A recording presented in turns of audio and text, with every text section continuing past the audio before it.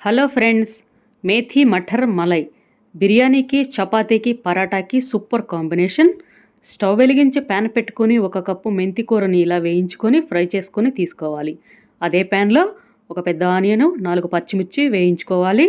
తర్వాత 1 table spoon పుచ్చగింజలు, కొంచెం కాజు వేసుకొని ఫ్రై చేసుకొని ఇవి చల్లారాక మెత్తగా పేస్ట్ చేసి పక్కన పెట్టుకోవాలి. అదే ప్యాన్లో ఇంకొంచెం నెయ్యి వేసుకొని యాలకులు 5-6, లవంగాలు 3, చిన్న దాల్చినీ ముక్క వేసుకొని కొంచెం కరివేపాకు వేసుకొని వేయించుకొని 1 కప్పు టమాటా ప్యూరీ వేసుకొని వేయించుకోవాలి. 1/2 టీ స్పూన్ పసుపు, 1/2 teaspoon salt, 1/2 teaspoon కారం, ధనియా పౌడర్, జీరా పౌడర్ వేసి వేగాక మనం రుబ్బి ఉంచుకున్న పేస్ట్, కొంచెం వాటర్ వేసి ఈ గ్రేవీ ఉడికించాలి.